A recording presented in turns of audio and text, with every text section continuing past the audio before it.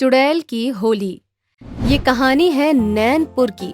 नैनपुर में होली के कुछ दिन पहले से ही पूरे गांव में चहल पहल शुरू हो जाती है। हर बाजार में गुलाल और तरह तरह की मिठाइयाँ, गुब्बारे, बच्चों की अनेक प्रकार की पिचकारियाँ, ये सब कुछ वहाँ पर बिकते हैं। हर तरफ होली का त्योहार होता है, जिसके स्वागत में पूरा गांव लग जाता है।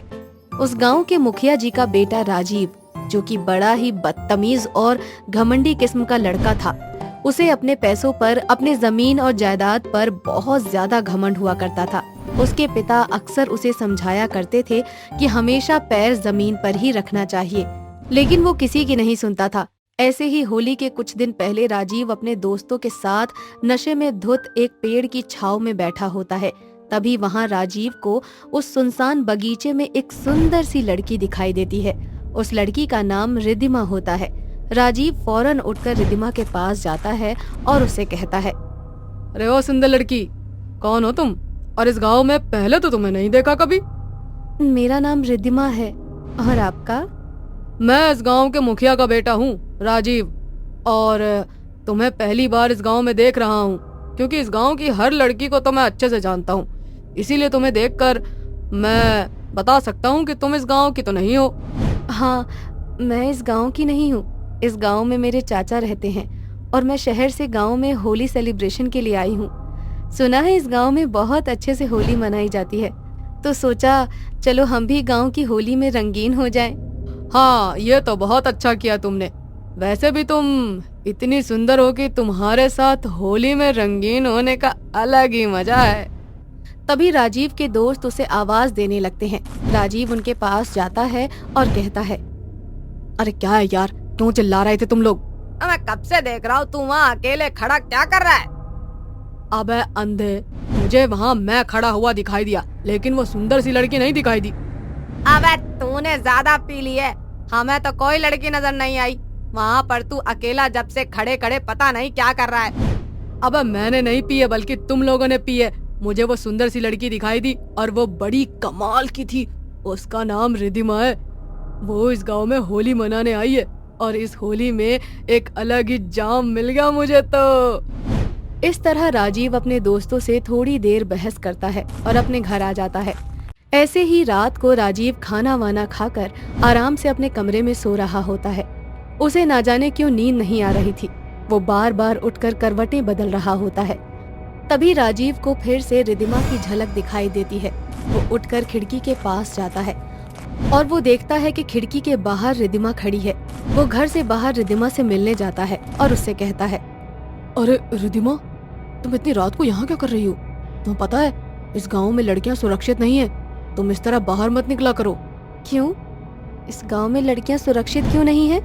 अरे बहुत से ऐसे लड़के हैं इस गांव में जो लड़कियों की इज्जत तो करना जानते ही नहीं है, और इसीलिए मैं तुम्हारी भलाई के लिए कह रहा हूँ, तुम अपने घर जाओ, इतनी रात को यहाँ वहाँ मत घूमो। तभी राजीव की नजर रिद्धिमा के पैरों पर जाती है। वो देखता है उसके पैर उल्टे हैं। ये देखकर राजीव घबरा जाता है और वहाँ से भागने की कोशिश करता है। तभी रिद्धिमा अपने चुड़ैल वाले अवतार में आ जाती है और राजीव का पीछा करने लगती है, लेकिन किसी तरह से राजीव अपनी जान बचाकर अपने घर आ जाता है। उसके पापा उसे देख लेते हैं और उसके पापा उससे कहते हैं, अरे राजीव, इतनी रात को घर से बाहर क्या कर रहा था? इतना घबरा क्यों रहा है? कुछ नहीं, मुझे सोने दो। राजीव अपने कमरे में सोने चला जाता है। ऐसे ही अगली सुबह होली वाले दिन हर तरफ रंगों का माहौल होता है। सभी लोग एक दूसरे को रंग लगा रहे होते हैं और राजीव डरा और सहमा हुआ अपने कमरे में बैठा होता है।